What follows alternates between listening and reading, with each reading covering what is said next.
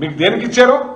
ప్రజలను వంచడానికా, పట్లు కొడతానికా, వాళ్ళ కుటుంబాలను కూలుస్తానికా, వాళ్ళని ఇబ్బంది పెడతానికా? ఏం చేయాలనుకుంటున్నారు మీరు? ఈ రాష్ట్ర పరిస్థితి అరణ్య రోదనలా తయారవుతుంది. వ్యవస్థలన్నింటినీ కూడా కుప్పకూల్చేసే కార్యక్రమం చేస్తున్నారు.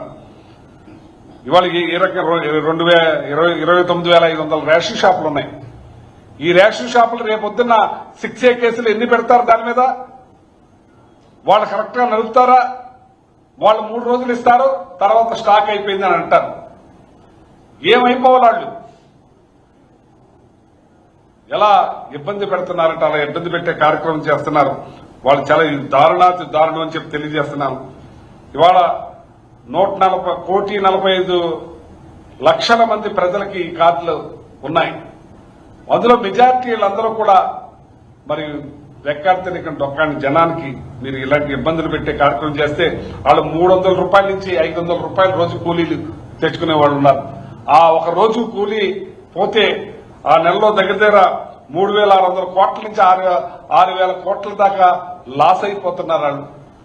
మీరు ప్రజలకు లాస్ అవ్వకుండా చూడాల్సిన బాధ్యత మీది కాదా అని అడుగుతున్నాను నేను. ఈ ఎండీ బోర్డుల మీద ఎంత ఖర్చు అవుతుంది?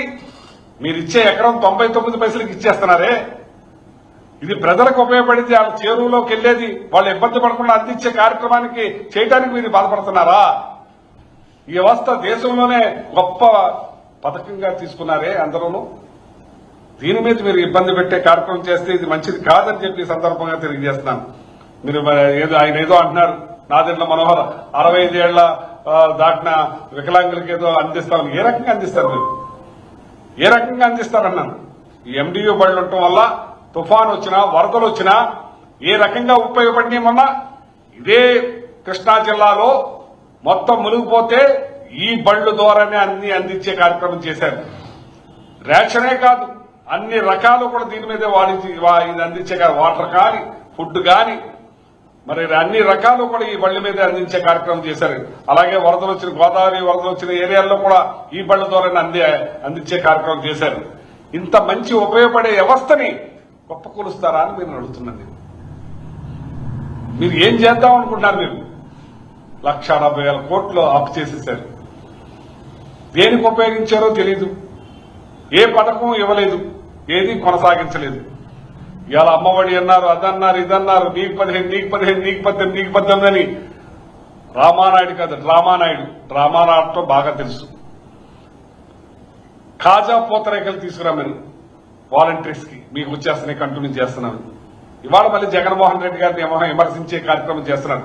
నీకు నువ్వు దేనికి సరిపోతావు? జగన్మోహన్ రెడ్డి గారికి కాలి బోటికి కూడా సరిపోవు.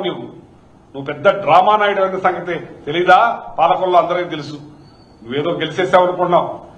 ఈవీఎంల ద్వారా గెలిచారు, ఎలా గెలిచారు మీరు. అంతేకాని ఇవాళ ఈ ఎండియూ బళ్ళు విషయంలో మీరు ప్రత్యేక శ్రద్ధ తీసుకుని ఈ కంటిన్యూ చేసే కార్యక్రమం చేయకపోతే మాత్రం మేము వాళ్ల తరఫున సపోర్ట్ గా నిలబడతాం, వాళ్ళకి అండగా నిలబడతాం. వాళ్ళకి కంటిన్యూ చేసేటట్టు మేము కొనసాగించడానికి మేము వాళ్ళకి అండగా ఉంటామని చెప్పి వైఎస్ఆర్ పార్టీ అండగా ఉంటుందని చెప్పి తెలియజేస్తున్నాను.